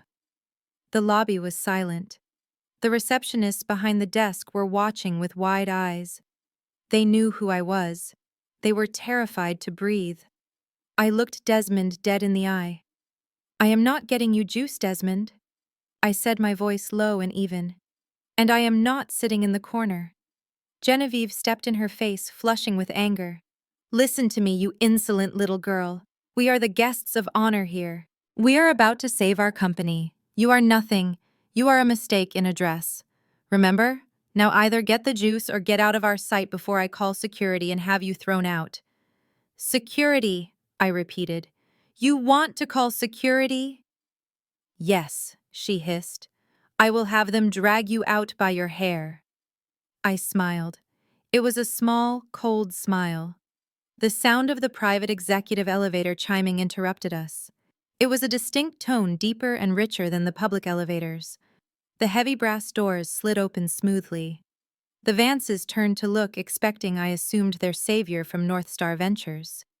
Out stepped Marcus, my executive assistant. He was an impeccably dressed man in his 50s who had served 3 CEOs before me. He carried a leather folio and radiated an aura of absolute authority. Desmond straightened his tie. Ah, this must be the partner. Everyone look sharp. Desmond extended his hand, stepping forward to greet Marcus. Good morning, Sir, Desmond said, putting on his best salesman voice. I am Desmond Vance. This is my mother, Genevieve. We are ready for our meeting with North Star. Marcus didn't take Desmond's hand. He didn't even look at him. He walked straight past Desmond as if he were a piece of furniture. He walked straight past Genevieve, who had put on her charming smile. He walked straight past Ashley, who was trying to look bored. Marcus stopped directly in front of me. He bowed his head slightly, a gesture of profound respect. Good morning, Ms. Hill. Marcus said, his voice clear and deferential. The board of directors is assembled in the glass conference room as you requested. The foreclosure documents are prepared and ready for your signature. The silence that followed was absolute. Desmond's hand was still extended in the air, grasping at nothing. Genevieve's smile froze, twitching at the corners. Ashley's mouth fell open behind her sunglasses. I looked at Marcus. Thank you, Marcus. Are the guests cleared for security? Yes, Ms. Hill, Marcus replied. I have issued them temporary visitor passes, restricted access only. I nodded. I turned back to the Vances. They were statues. They were looking from Marcus to me, and back again, their brains struggling to compute the data. Ms. Hill, Board of Directors, foreclosure. I took a step toward the elevator, then stopped and looked back at Desmond. "You wanted to see how real business is done, Desmond?" I asked. I gestured toward the open elevator doors. "Well, come on then. The CEO hates to be kept waiting." I turned and walked into the elevator. Marcus followed, pressing the button for the penthouse floor. I watched through the narrowing gap of the closing doors as the realization began to dawn on their faces. It wasn't just fear anymore. It was horror. They weren't just visiting Apex Holdings. They were realizing that the monster they had been running from was the one holding the door open. "Are you coming?" I asked softly. Desmond stumbled forward, pulling his mother and sister with him, entering the metal box just before the doors snapped shut, sealing their fate. The elevator ride up to the penthouse floor was a study in suffocating silence. I stood at the front, my back to the Vance family, watching the floor numbers climb on the digital display. Behind me, I could hear the shallow, rapid breathing of 3 people who were slowly realizing that the ground beneath their feet was turning into quicksand. Desmond shifted his weight from foot to foot, the rustle of his suit jacket betraying his nerves. Genevieve was humming a low, tuneless melody, a nervous tick I had never noticed before. Ashley was tapping her acrylic nails against the screen of her phone, frantically trying to find a signal that didn't exist in the reinforced steel box of the executive lift. When the doors slid open, we were not greeted by a receptionist or a waiting area. We stepped directly into the executive boardroom. It was a space designed to remind everyone who entered of their insignificance. The walls were floor-to-ceiling glass, offering a 360-degree view of the Atlanta skyline. The morning sun flooded the room, bouncing off the polished mahogany table that stretched 20 feet down the center. At the far end, a single high-backed black leather chair sat empty, framed by the view of the city like a throne. Marcus walked in first, placing the thick red folder at the head of the table. He then stepped back and stood by the wall, hands clasped behind his back, his face a mask of professional indifference. I walked into the room, the click of my Louboutin heels echoing on the hardwood floor. I didn't stop at the guest chairs. I didn't stop at the side of the table where junior partners usually sat. I walked straight to the head of the table. I placed my clutch next to the red folder. I pulled out the high-backed leather chair and sat down. I crossed my legs, leaned back, and rested my hands on the armrests. I looked down the long expanse of mahogany at the Vance family, who were huddled near the elevator doors like frightened sheep. "Please sit down," I said, gesturing to the 3 chairs positioned at the far end of the table. The distance between us was deliberate. It was a chasm of power. Genevieve's face turned a violent shade of red. The shock of the lobby had worn off, replaced by a surge of indignation. She marched toward me, her finger raised. "Amara, have you lost your mind?" she screamed, her voice bouncing off the glass walls. "Get out of that chair immediately. That is for the managing partner of North Star Ventures. You are going to get us thrown out before the meeting even starts." Desmond rushed forward, trying to grab his mother's arm, but his eyes were fixed on me with a mixture of confusion and horror. "Amara, seriously," he hissed. "This isn't funny. Get up. You are the ex-fiancé. You don't sit there. You sit in the corner or you wait in the lobby. If the investors walk in and see you playing boss, they will laugh us out of the building." I didn't move. I didn't blink. I simply watched them unravel. Ashley hung back, whispering loudly to Desmond. "Is she on drugs? Why does she think she can sit there?" Genevieve reached the head of the table. She slammed her hand down on the wood, inches from my hand. I said, "Move!" she shrieked. "You are an administrative assistant. You are a nobody. Do you hear me? You are a mistake." Marcus cleared his throat. The sound was soft, but in the acoustic perfection of the room, it sounded like a gunshot. "Mrs. Vance," Marcus said, his voice dropping into a register of icy command. "I must insist that you lower your voice. You are addressing the Chief Financial Officer of Apex Holdings and the majority shareholder of the North Star Distressed Asset Fund." Genevieve froze. Her hand was still on the table, but the strength went out of her arm. She looked at Marcus, then slowly turned her head to look at me. "What did you say?" she whispered. I said. Marcus continued, stepping forward to hand a business card to Desmond, who took it with trembling fingers. "That Ms. Amara Hill is the CFO. She is the executive who approved the acquisition of your debt portfolio this morning. She is not the admin. She is the bank." The silence that followed was heavy, absolute, and suffocating.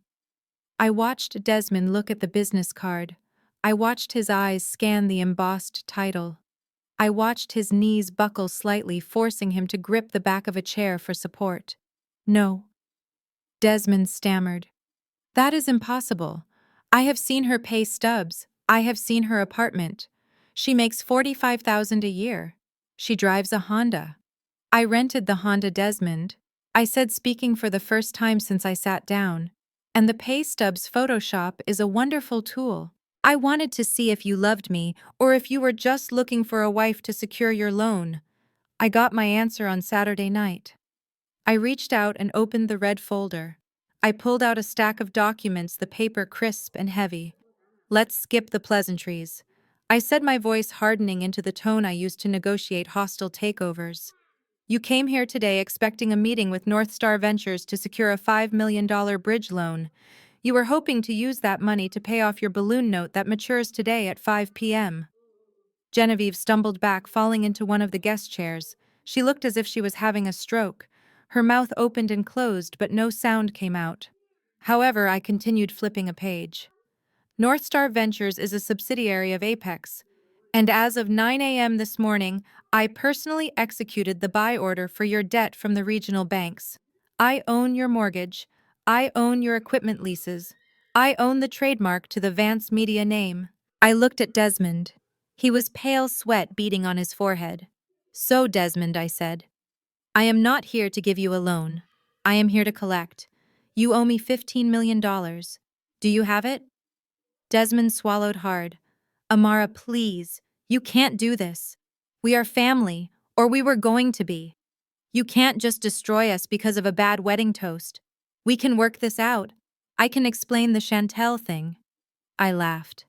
It was a dry, humorless sound. "The Chantel thing is irrelevant to this meeting, Desmond. That is a personal moral failure.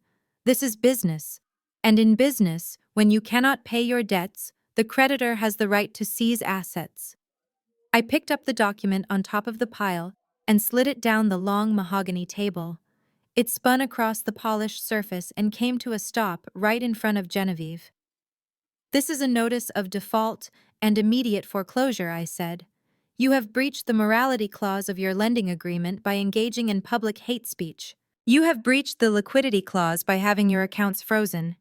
And you have breached the solvency clause by losing your primary supplier." Genevieve picked up the paper, her hands shaking so violently the paper rattled. "Foreclosure," she gasped. "On the business." "On everything," I corrected her. "The business, the warehouse, and the mansion. You put the house up as collateral 3 years ago, Genevieve. Did you think I wouldn't find that in the title search?" Ashley, who had been silent until now, suddenly stepped forward. She looked terrified, but also strangely defiant. "Well, this doesn't affect me," she said, her voice wavering.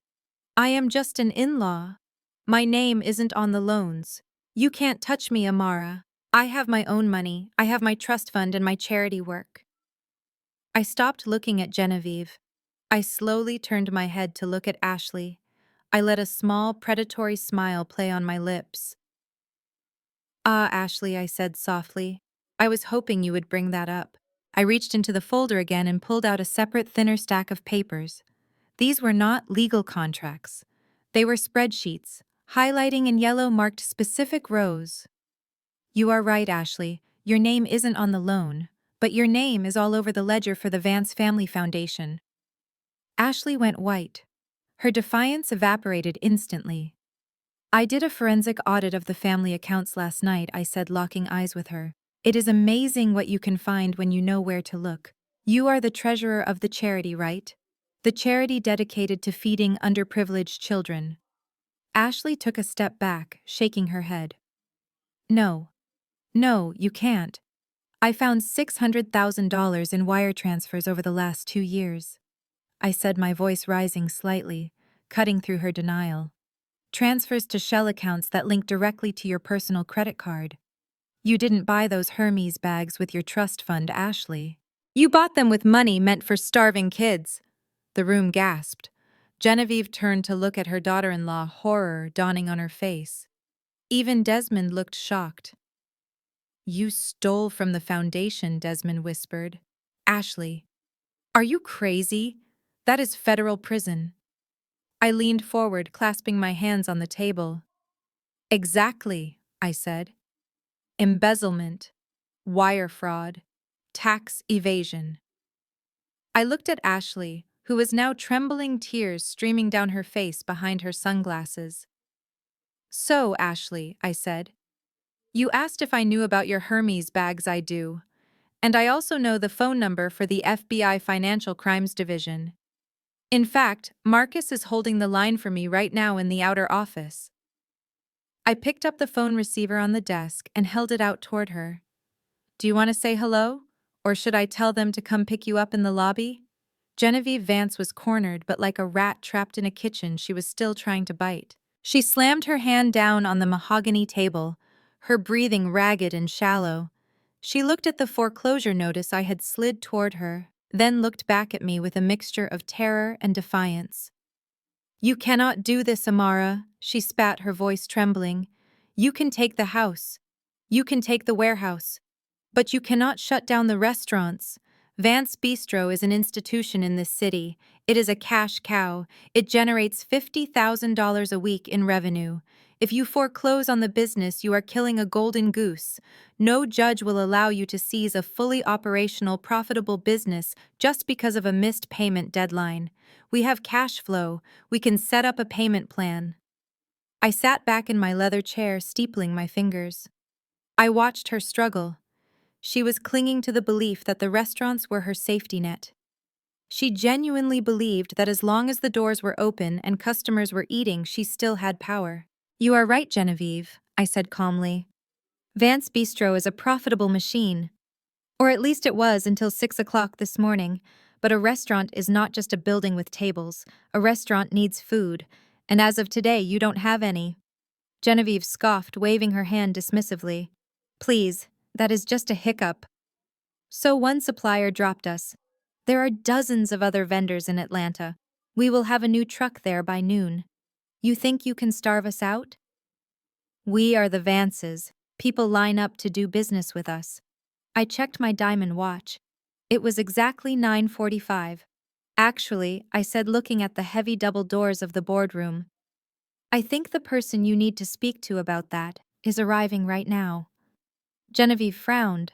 Who else is coming? I didn't answer. I just looked at Marcus, my assistant, and nodded. Marcus pressed a button on the wall panel, and the heavy doors slid open with a soft hydraulic hiss. The woman who walked in was not the woman who had sat at table 19.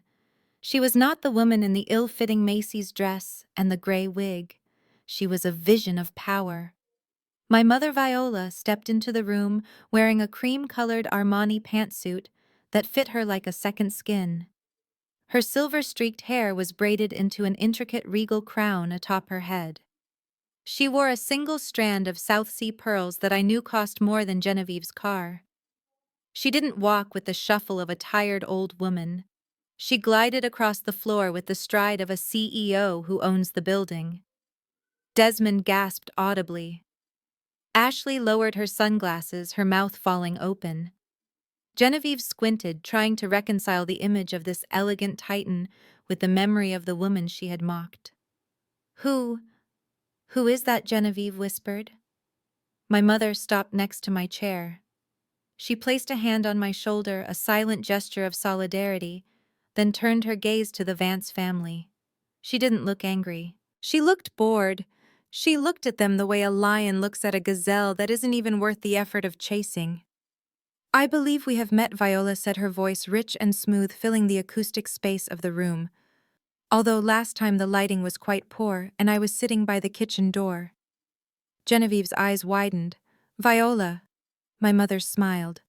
It wasn't a warm smile, Mrs. Vance Viola said. It is a pleasure to finally speak to you face to face. I understand you are having some supply chain issues this morning. Genevieve looked from Viola to me, then back to Viola. I don't understand. What are you doing here? Did Amara buy you those clothes? Is this another part of the costume? I leaned forward. Genevieve, I said, my voice cutting through her confusion. You said you could just call another vendor. You said people line up to do business with you. I think it is time you knew exactly who feeds you. I gestured to my mother. May I introduce you to Ms. Viola Davis? She is the founder, owner, and CEO of Viola's Greens. The silence that hit the room was physical. It felt like the air pressure had dropped. Viola's Greens. Desmond choked out. Our supplier, the exclusive organic distributor for the entire Southeast region? The same, Viola said coolly. Genevieve shook her head, her face draining of color. No, that is impossible. Viola's Greens is a massive corporation. You are just a what? Viola asked, raising an eyebrow. A mistake in address. A servant. Genevieve shrank back in her chair. For 20 years, Viola continued pacing slowly around the table like a predator circling prey. My trucks have delivered the tomatoes for your famous bisque. My farms have grown the lettuce for your $12 salads. My drivers have ensured that you look like a gourmet establishment. You built your reputation on the quality of my soil. She stopped directly behind Genevieve's chair. And for 20 years I stayed in the shadows because I believed in humility. But you, Genevieve, you believe in hierarchy. You believe that the person who serves the food is less human than the person who eats it. Viola reached into her designer bag and pulled out a document. It was a contract cancellation notice. This morning I invoked the morality clause in our supplier agreement, Viola stated. The clause clearly states that the vendor reserves the right to terminate service if the client engages in conduct that damages the vendor's reputation. Publicly abusing an elder, specifically the owner of the vending company, definitely qualifies. She dropped the paper in front of Genevieve. But I didn't stop there, Viola added. Genevieve looked up, tears of panic welling in her eyes. What more could you do? You already cut off the food. Viola laughed softly. You see, Genevieve, when Amara told me she was buying your debt, I decided to diversify my own portfolio. I made a few calls this morning to the landlord who owns the building where your flagship bistro is located. Desmond stood up. We have a lease. A 10-year lease. You had a lease, Viola corrected him. But your landlord was very eager to sell. Apparently you have been late on rent 3 times this year. He was happy to unload the property to a cash buyer who offered 20% over market value. Viola placed her palms on the table and leaned in, locking eyes with Genevieve. I bought the building, Genevieve. I bought the land. I own the bricks, the mortar, and the ground your restaurant stands on. She pulled out a second document. This one was taped with a bright orange eviction warning. As your new landlord, I am exercising my right to terminate the lease due to habitual late payments and insolvency. You have 24 hours to vacate the premises. Whatever equipment you leave behind will be auctioned off to pay for the cleaning fees. Genevieve made a sound that was half gasp, half sob.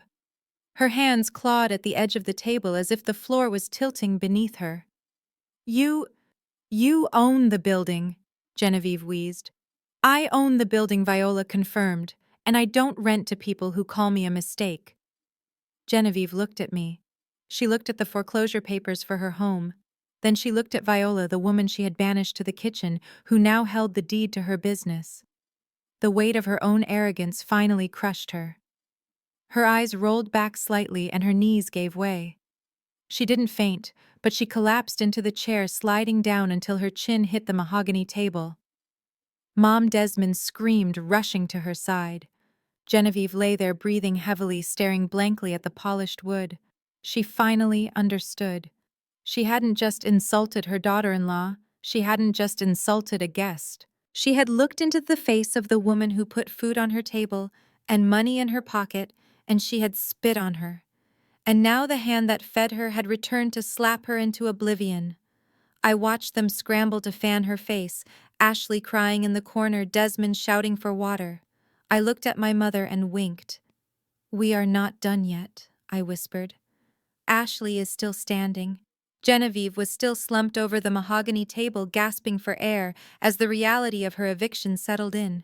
Desmond was patting her back, looking at me with eyes that were no longer arrogant, just empty and terrified. They were broken. The Vance dynasty had been dismantled in less than 20 minutes. My mother Viola stood by the window watching the destruction, with the calm satisfaction of a general who had just won a war without firing a single shot. But there was one person in the room who still thought she could escape the blast radius. Ashley Vance stood near the door, clutching her Hermes Birkin bag like a shield.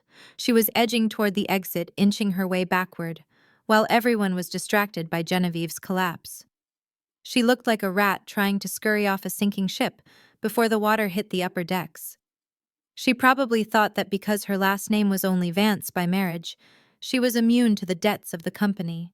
She probably thought she could divorce her husband, take her trust fund, and disappear into the social circles of Savannah or Charleston. I watched her reach for the door handle. "Going somewhere, Ashley?" I asked. My voice was soft, but it stopped her dead in her tracks. She froze, her hand hovering over the brass lever. She turned slowly to face me, pushing her sunglasses up onto her head. Her eyes were wide, darting around the room, looking for an exit that didn't exist. I have to go," Ashley stammered. "This is a family matter. It has nothing to do with me. I need to pick up my dry cleaning."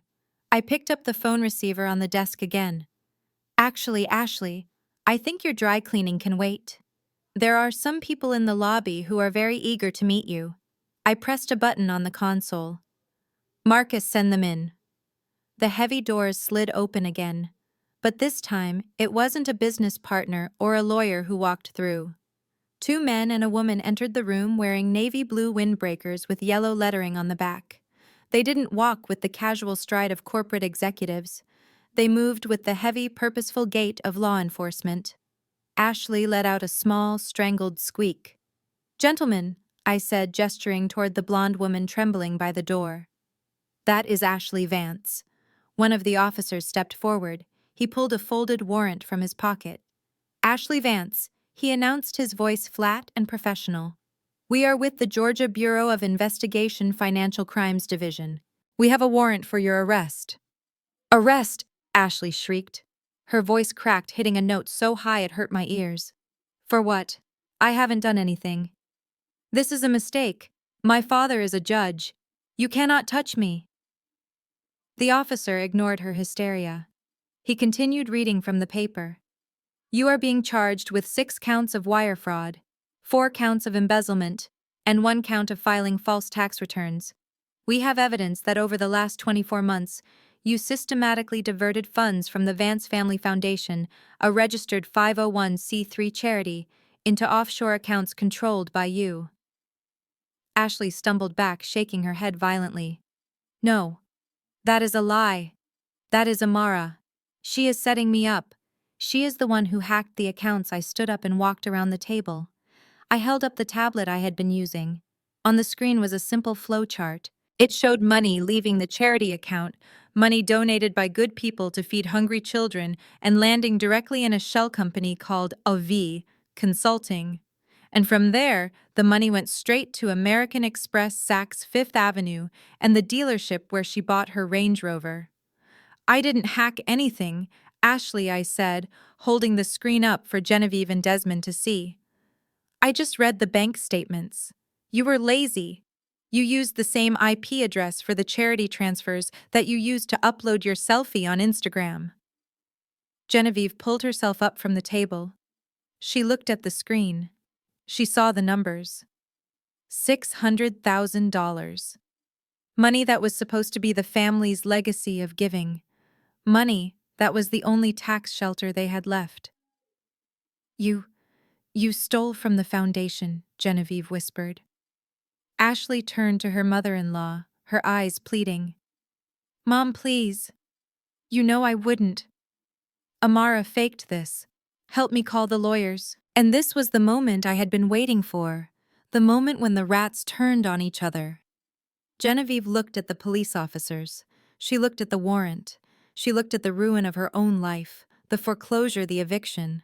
She realized she was drowning. And like a drowning person, she would climb on top of anyone to get a breath of air, even her own daughter-in-law. Officer Genevieve said, her voice shaking, but gaining strength. We had no idea. What? Ashley gasped. Genevieve. We didn't know, Genevieve said louder, pointing a shaking finger at Ashley. She was the treasurer. She handled all the books for the charity. My son and I, we are victims here too. She betrayed us. She stole from us. Ashley's husband, Preston, who had been standing silently in the corner near the window, finally stepped forward. He was Desmond's younger brother, a weak man who had always let Ashley run his life. But seeing the handcuffs come out, self-preservation kicked in. She did it, Preston blurted out. I saw her with the ledgers late at night. She told me she was organizing donations. I didn't know she was stealing. Officer, I am innocent. I want to file a statement against her. Ashley looked at her husband, then at Genevieve, her face twisted into a mask of pure betrayal. You cowards, she screamed. You ate the dinners I paid for. You rode in the car I bought. You knew.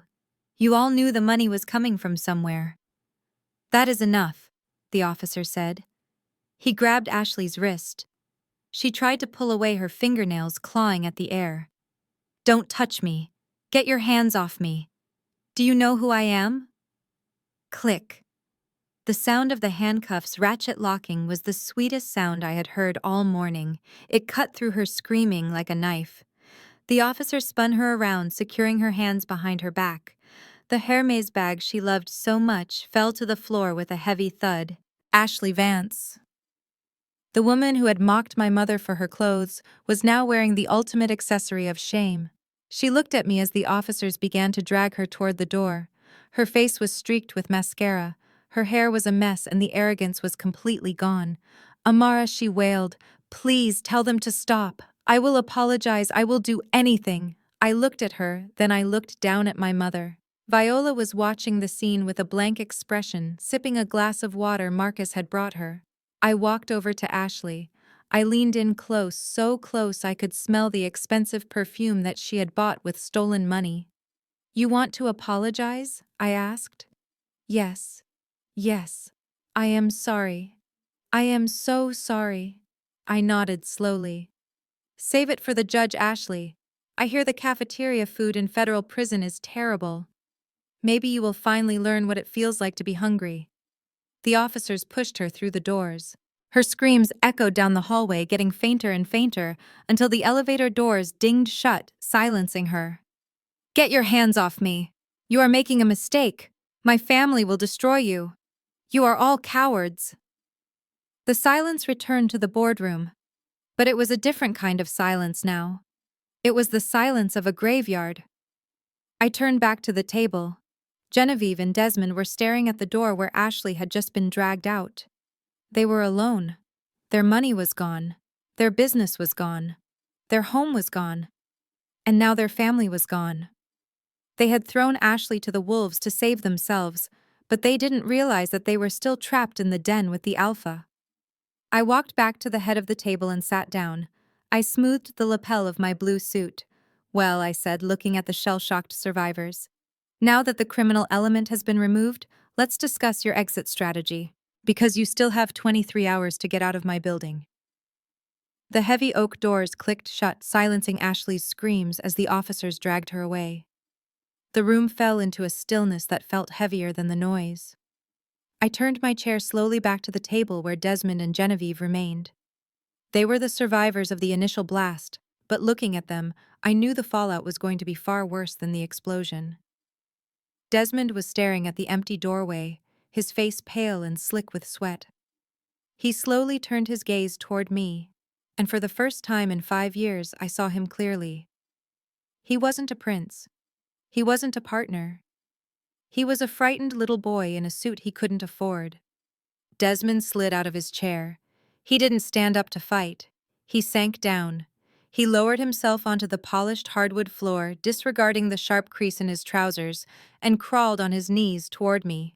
He reached out his hands, trembling as they hovered near the hem of my skirt, afraid to touch me, but desperate to connect. "Amara, please," he choked out, tears finally spilling over his cheeks. "Baby, look at me. It is Desmond. We have been together for 5 years. 5 years of memories. 5 years of planning our future. You cannot just throw that away because of one bad weekend. I know I made a mistake. I know I should have defended your mother. I was weak. I was scared of my mom. But I love you. Doesn't that count for anything?" I looked down at him. I remembered the first date we went on, how charming he had been. I remembered the nights we spent talking about building a life together. But then I overlaid those memories with the photos of him in the hotel elevator with Chantel. I overlaid his pleading voice with the laughter I heard when his mother called mine a mistake. I felt nothing. No anger, no sadness. Just the cold, clinical detachment of an auditor closing a bankrupt file. 5 years, I repeated softly. You are right, Desmond. For 5 years I was blind. I thought your arrogance was confidence. I thought your control was protection. But I am not blind anymore. I have 20/20 vision, and all I see is a liability.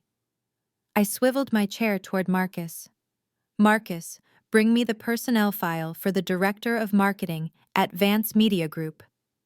Marcus stepped forward and placed a single sheet of paper in front of me. I picked it up and read it aloud. Desmond Vance, Title Director of Marketing, salary $250,000 a year. I looked back down at Desmond, who was wiping his nose on his sleeve. I reviewed your work history last night, Desmond. In the last 3 years, you haven't launched a single campaign. You haven't signed a single new client. You have spent your days playing golf and your nights expensing dinners with women who are not your fiancé. Amara, wait, he pleaded. I bring value to the brand. I am the face of the company. Not anymore, I said. As the new owner of Vance Media, I am restructuring the executive team. We are cutting dead weight. I picked up a pen and signed the bottom of the paper with a sharp, decisive scratch. You are fired, Desmond. Effective immediately. You will surrender your company car, your company phone, and your security badge to Marcus in the lobby. Security will escort you to your desk to collect your personal items. You have 10 minutes. Desmond slumped back on his heels, his mouth hanging open. Fired. But it is my family's company. It was your family's company, I corrected. Now it is my asset. And I don't hire people who fail to perform. I turned my attention to Genevieve. She was still sitting in her chair, staring at the foreclosure notice as if it were written in a foreign language. She looked aged, her skin gray and sagging without the buoyancy of her ego to hold it up. And you, Genevieve, I said. We need to discuss your living arrangements. She looked up, her eyes hollow. You are taking the house. I know, but surely you will give us time. We have 30 days by law. Actually, I said, leaning forward. The foreclosure is based on commercial collateral. The terms are different. You have 24 hours to vacate the premises. However, because I am not a monster, and because I believe in housing the needy, I have arranged a new place for you. I slid a set of keys across the long table. They were simple silver keys with no keychain, looking cold and lonely on the dark wood. I own a residential building in East Atlanta, I explained. It is an older building, no elevator, thin walls. The neighborhood is vibrant. There is a 2-bedroom unit on the 3rd floor that just became available. I have paid the rent for 3 months. Genevieve looked at the keys with horror. East Atlanta. That is the slums. You expect me to live in a walk-up? I have bad knees. I am a Vance. You are a Vance with no credit score and no income, I reminded her. And the irony, Genevieve, is that the apartment is very similar to the one you made fun of when you thought I lived there. It is amazing how the wheel turns. You spent your life looking down on people in those buildings. Now you will be looking up at them from the sidewalk. I stood up. The meeting was over. One last thing I said, gathering my files. I have decided what to do with the remaining assets of the Vance Media Group once I liquidate the equipment. Desmond looked up, a flicker of hope in his eyes. Are you going to keep the money? No, I said, smiling at my mother, who was standing by the door, looking proud enough to burst. I am donating 100% of the liquidation proceeds to the Atlanta Women's Shelter, specifically to a fund that helps women escape financial abuse and domestic control. I looked at Desmond and Genevieve one last time. It seems fitting, doesn't it? The money you used to control people will now be used to set them free. Get out of my building. Marcus opened the door. Security guards were waiting. I didn't watch them leave. I turned my chair to face the window, looking out at the city of Atlanta. I heard the scuffle of feet, the soft sob of Genevieve, and the heavy silence of Desmond's defeat. Then the doors closed, and the air in the room felt instantly lighter. I took a deep breath, inhaling the scent of expensive leather and absolute victory. My mother walked over and stood beside me. She didn't say a word. She just took my hand and squeezed it. We stood there, two queens looking over our kingdom, while the jesters were escorted out to the street where they belonged. 6 months is a long time in the business world, but it is an eternity when you are watching karma do its work. The seasons had changed in Atlanta, the humid summer giving way to a crisp golden autumn. But the biggest change wasn't in the weather, it was in the landscape of our lives. I parked my car in front of the new Viola's Greens headquarters. It was a massive solar-powered facility that we had built with the profits from the Apex restructuring. Tonight was the grand opening, and the party was already in full swing. But before I went in, I checked my phone.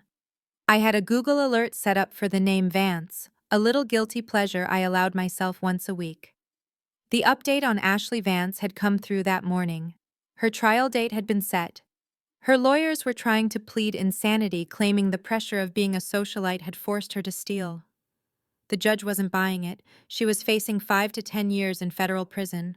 The photos of her leaving the courthouse looking gaunt and wearing a department store suit were a stark contrast to the girl who had sneered at my mother in the St. Regis. Then there was Desmond. I scrolled down. His LinkedIn profile had been updated. He was now a junior sales associate for a budget car insurance company in Macon, 2 hours away from the city. Rumor had it he was cold calling people during dinner time, trying to sell them liability coverage. I imagined him reciting a script, getting hung up on, and remembering the days when he thought he owned the world. And Genevieve.